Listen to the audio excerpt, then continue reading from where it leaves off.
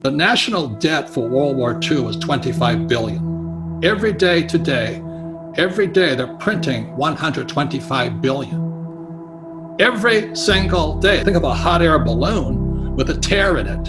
And they're doing desperately trying to fix this tear, but no matter how hard they try, the tear has gone beyond, it's coming down. So in financial terms, it's called our debt to GDP has now gone from 60 to 90 to 105, it's going to 120. We're bankrupt. And they're going to print more and more money, which means savers are losers, just as I predicted. Your money is going to be worthless in a few years. So my message is the same as some of your other guests. This is metamorphosis time. Financial education, in Rich Dad's terms, is really financial transformation. And the definition of metamorphosis is very important. Metamorphosis, the definition is the evolution or the transformation from an immature form to an adult form. Metamorphosis is the same as a caterpillar turning into a butterfly. If you're struggling financially, just think of yourself as a little caterpillar. And this crisis is your cocoon.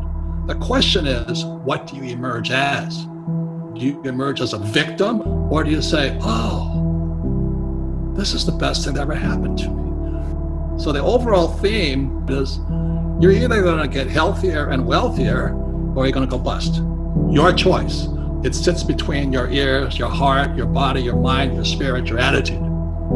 This could be the best thing that ever happened to you, physically, mentally, emotionally, spiritually, if you turn out to a butterfly, or somebody will step on you like a little worm. It's your choice.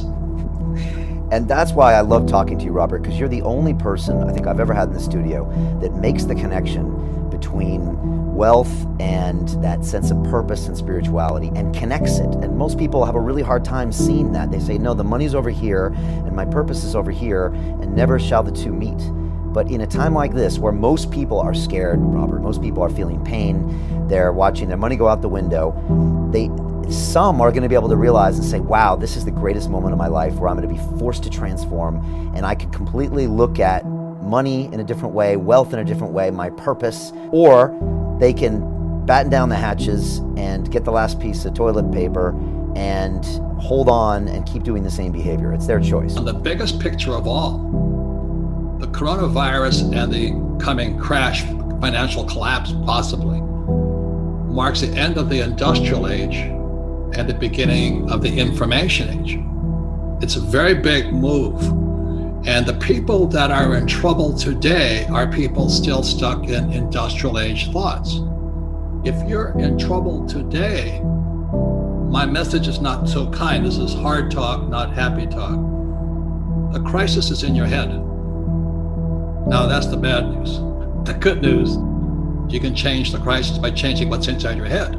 If you grow up mentally, emotionally, spiritually, physically, financially, and health-wise, voila, this is the best thing that happened to me. But if you're still a victim, you're not going to make it. You know, when I came up with Rich Dad, Poor Dad, 20-something years ago, mainstream media crucified me. You know, they said, Rich Dad, Poor Dad, you don't know what you're talking about. You know, I said, the rich don't work for money. Savers are losers. Your house is not an asset. And I was crucified, just crucified. Like all the things that you talk about in Rich Dad, Poor Dad. And that's why, you know, Robert, I reread that book on the plane flight to come see you in Phoenix a couple of years ago, and it blew me away in those first two chapters how it was a book about metamorphosis. It was a book about being almost more human. And it was not what people think it is. It's not really about money. It's about being connected to who you are and being mature and transforming into that person. It really is. And I think now people are starting to see it through the lens of this global crisis. As I said on your program last time, I said, what does God want done? It's not that what does Robert Kiyosaki love doing? What does God want done? And for me, I'm not saying it to everybody else, what does God want done is we need financial education, because the real problem of this crisis started back in 1904 when the richest guys on earth took over the education system of the United States. They formed a thing called the General Education Board. It was formed by guys like Rockefeller and J.P. Morgan. And what they pulled out of education was financial education. And so the reason they could rip us off, as you and I know, is via the mechanism of money. And that's why I wrote Rich Dad, Poor Dad. It was a warning shot across the bow back in 1997. It said, wake up, something's coming down the road. So we're here right now. This is the biggest transformation in the history of the world. It's from industrial age to information age. If you're losing money right now, the problem starts in what you were taught in school. Because they never taught you anything about money. They never taught you about a financial statement, like my rich dad did. They teach you that diploma is everything. It's a piece of toilet paper. BS. That's what it is. And you buy into that mechanism of money, and you believe that is the only thing to focus on. And what you're saying right now with these stimulus packages is all of this money being given, quote unquote, away by the government to everybody is actually devaluing your dollar, it's devaluing your pension, it's devaluing your savings, and it's wiping out businesses. So it's you're dying by this sword. Yeah, and the harder you work for money, the poorer you're going to get. That's the tragedy. So this is how what Fuller talked about, the prison is inside our head, Buckminster Fuller. It starts with misinformation and misorientation. Misinformation, misorientation. And he says, how dare our schools punish kids for making mistakes? How else do you learn if you don't make a mistake and learn from your mistake? He says, God designed us to learn by making mistakes. For instance, a baby learns to walk by falling down. Baby learns, to ride a bicycle by falling off the bicycle. Tiger Woods, the greatest golfer ever in the history of the world, because he made more mistakes than you and I did. But our schools punish you for making mistakes.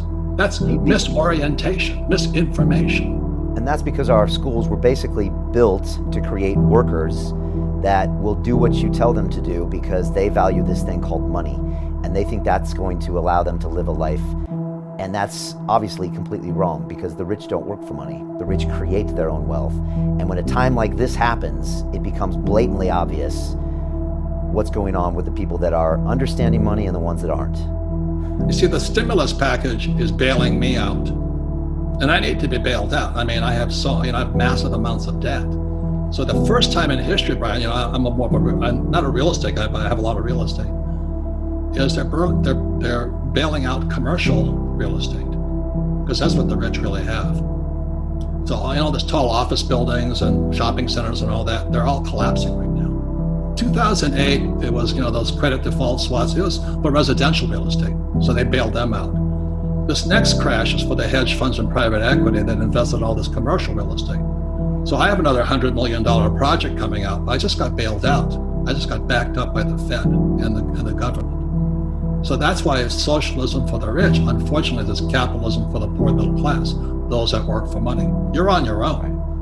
Right. If you run a small restaurant and you got to let go of your staff, you're no different than your staff right now. So the financial crisis, as you know, actually started back in 1904 when those guys took over their education system. And so the reason we have so many people in trouble is you go to school, and what did they teach you about money? Nothing. So that's why my poor dad, PhD from Stanford, Northwestern University of Chicago, he hid behind his diploma. It's a piece of toilet paper, BS. He didn't know anything about money. Then he lost his job. He realized how immature he was. He had not metamorphosized. He needed that government pension, the government paycheck, the government benefits. He needed that. So that's why it was in 1973, one of the questions. I just come back from Vietnam. I was a Marine pilot in Vietnam. That's where I woke up. So for many people, this corona crisis and the ensuing depression that we're going into is your wake-up call, or you're going to be a victim, and somebody's going to step on you, that the little worm you are, because you didn't metamorphosize. You didn't transition from an immature form to a mature form. The problem with PhDs and academics, as you know, they hide behind this piece of paper called a diploma. It doesn't mean they know anything. So my poor dad and many of the academics running, the Fed and the Treasury and our government are academics hiding behind diplomas, but they don't have a financial statement. You see, Rich Dad had a financial statement. My poor dad had a diploma. They're two different pieces of paper symbolizing two different states. So when I go to my banker and somebody says, well, I can't get a loan, the reason they can't get a loan is because they don't have a financial statement. Your financial statement is your report card. 99% of all kids, and that includes MBAs and all that, leave school not realizing the most important piece of paper is not their diploma, but a financial statement. So you look at the richest people on earth today, they didn't graduate from school. The Rich Dad Poor Dad is about a financial statement. It's what my banker wants to see when I go in for a loan. They don't want to see my report card. They don't care if I straight A. They don't care I went to school.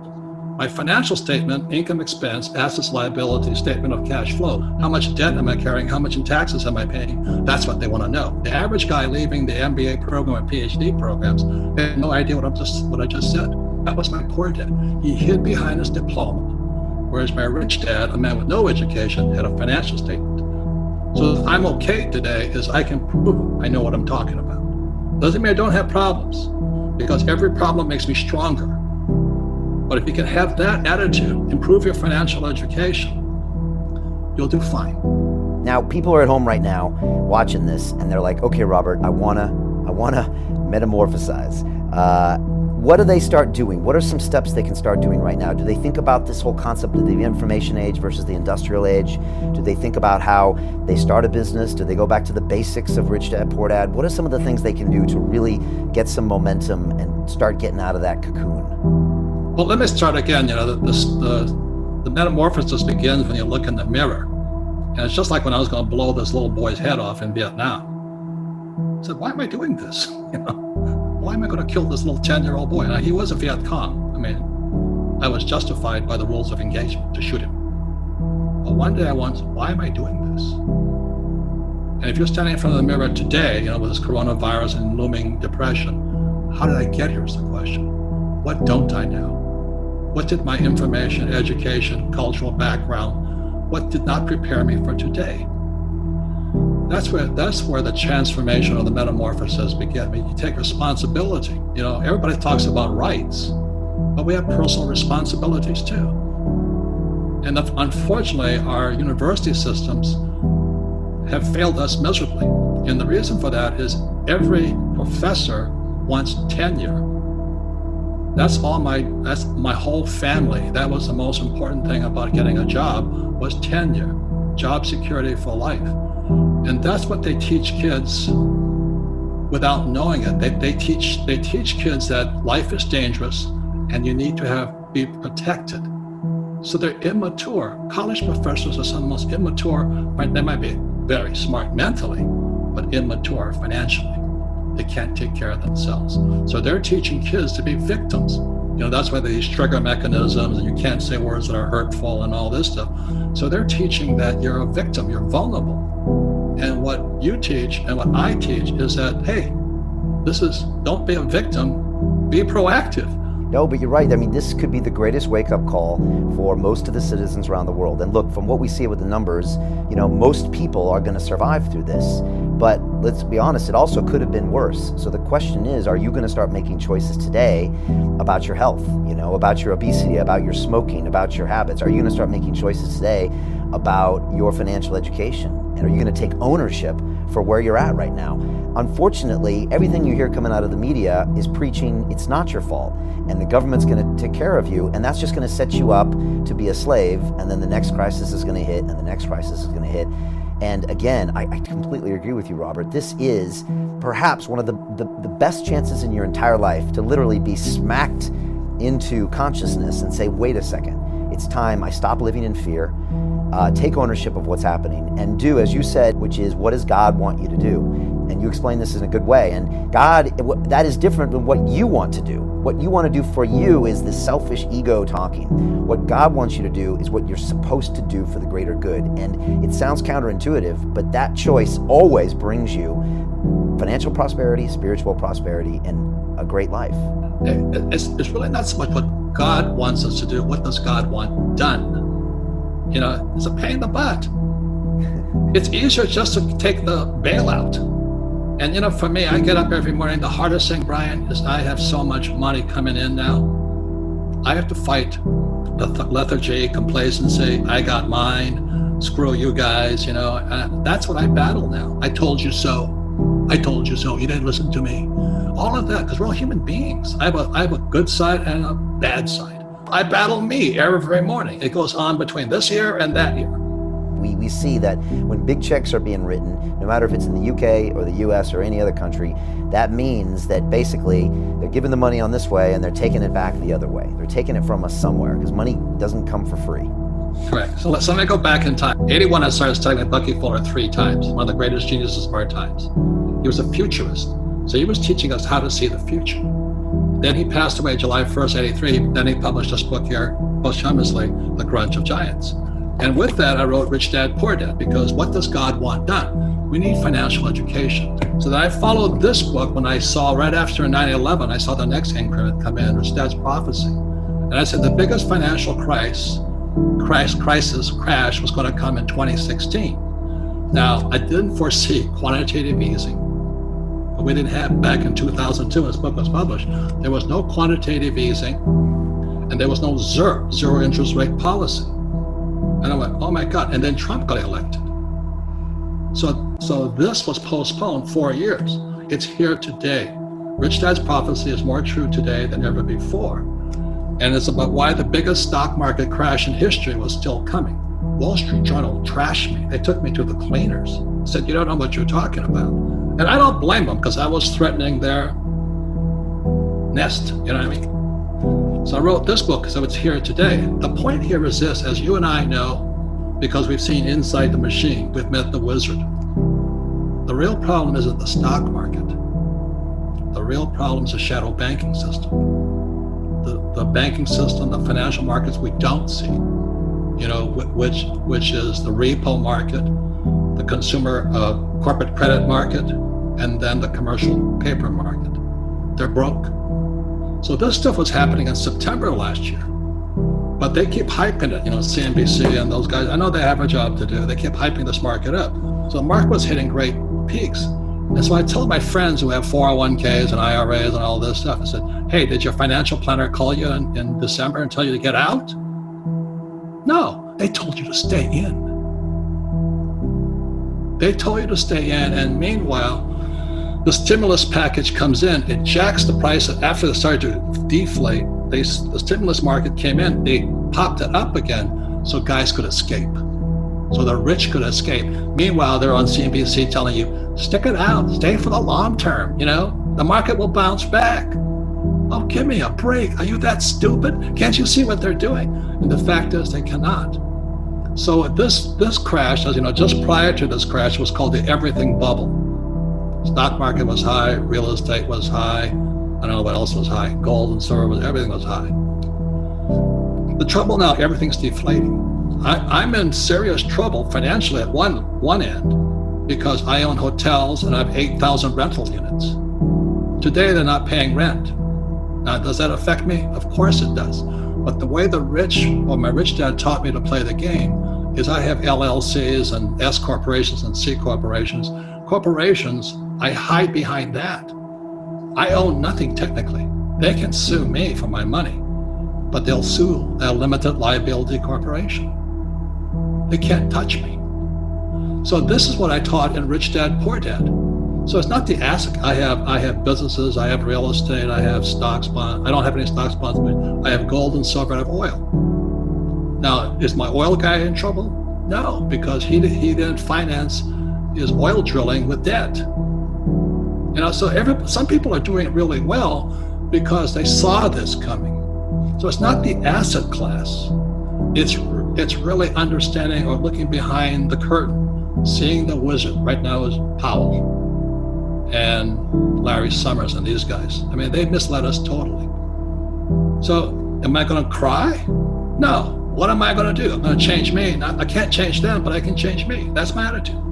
Now, gold goes up and down because the gold market is manipulated. You know, the futures market, the ETF market, GLD, SLV, and then physical gold. So the thing I think is interesting is the price of gold goes down, but you can't buy any gold at the physical market. So the futures market is coming down, the GLD price is coming down, paper market is coming down, but physical, you can't get anything on it. Why? It's because the rich are hoarding it. The rich are hoarding gold and silver like toilet paper and guns. The poor and middle class are calling their financial planner, and the financial planner is telling them to stay in it for the long term. And meanwhile, the rich are getting out. Wake up is my message.